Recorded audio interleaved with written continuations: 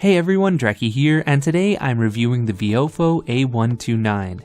This is a dual 1080p dashcam with two Sony sensors, and I've gotta say, after having this thing for a couple of weeks, it is fast becoming my recommended dual lens dashcam. Video quality is excellent in most situations, the features it has rivals much more expensive cameras, and the support I got from Viofo over a minor issue I had was polite and helpful. First, let's check out what's in the box. Of course, you get the camera and the rear camera itself, a whole tangled monstrosity of wires, a 12V to USB adapter, extra stickies, and some clips to hold the wires in place when you're running them along the top of your windshield. The camera body is made of plastic, and it feels a little bit more solid than the A119 and A119S did. I noticed that they've changed the way the camera mounts to the GPS, and it seems a lot more solid than that previous series did. One change I'm not as fond of though is the button layout. It's not immediately clear what button does what function, what stops and starts recording, what enters the menu. The icons are kind of, well, vague. But really that's the only complaint I have with the camera.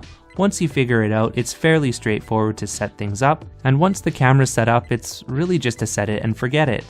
It works exactly like a dashcam should, starting and stopping recording with the car, and well, that's obviously a good thing. Viofo has had several generations making these cameras, and it really does show in the video quality, especially compared to cheaper clones. The 1080p from this dual camera is better quality than most single forward-facing cameras I've tested. The camera can do 1080p at 60 frames per second if you're only using the forward-facing camera, so it's kinda like having an A119S. If you use both cameras at the same time, then it can only do 1080p 30. That means detail isn't as high as the 2K version of the A119. However, in my opinion, the trade-off in detail is worth it in this case because you get two solid sensors in one dashcam. Now let's take a look at the rear-facing camera specifically. The rear-facing camera appears to be not as sharp as the forward-facing camera, and I think that's because it's focused a little bit closer to the car. Forward-facing cameras are focused to infinity, past the hood of the car, whereas the most important detail on the rear camera will be close to the car, so that makes the background a little bit blurrier and license plates are slightly more difficult to read at a distance. As you can see, when I'm stopped and the cars following me get close, it's very easy to read the license plate. Now let's take a look at the forward-facing camera. The forward-facing camera has a ton of detail and does a very good job with license plate legibility all around. Colors are accurate and vivid, oncoming vehicles are detailed, and the audio is pretty good as well. Hey everyone, Dreki here, and this is an audio test from the Viofo A129 dual dashcam. I've got a front and rear camera on this one, both are 1080p with Sony Starvis sensors, so it should be pretty good in low light. We'll see how it goes when we get to the tunnel. This is what it sounds like when I'm going approximately 50 kilometers per hour and talking at a normal volume. I'm not really yelling or anything, just how I talk to a passenger. As we pull into the tunnel here, it becomes quite dark and a lot harder to read license plates. In cases like this under artificial lighting, or if you're out at night, don't expect to be able to read oncoming license plates. That's just how dashcams are. You should be able to read license plates of the cars that you're following, however, assuming you're going about the same speed and not about to run into them.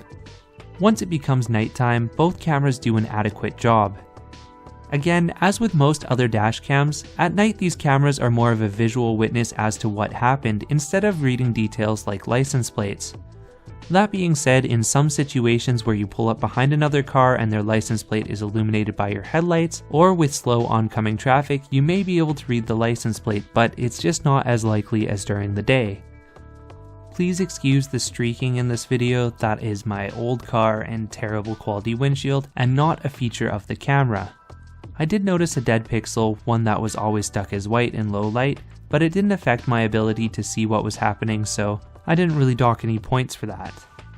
The rear camera at night doesn't hold up as well as the front camera. In pitch black it gets pretty smudgy, whereas on the front camera you can still see details, a lot of them are smoothed out. However, if most of your driving's done in the city, you probably won't notice this because under streetlights the effect isn't really that visible. I did mention earlier in this review that I had an issue with the firmware and Viofo's support was quite responsive.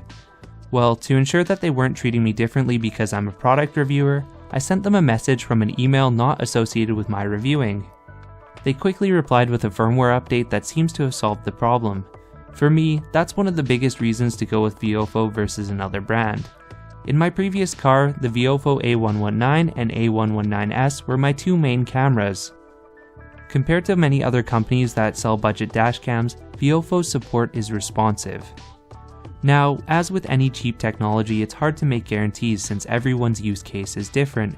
From my other experiences with this brand, their products last, and if you do need support, they actually reply to it, which is more than I can say for many other cheap brands.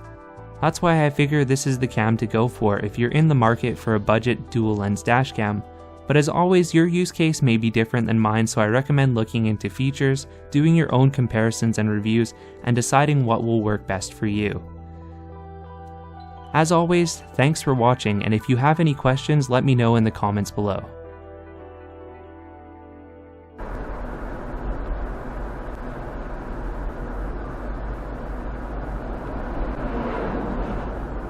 Hey everyone, Drekkie here, and this is an audio test from the Viofo A119.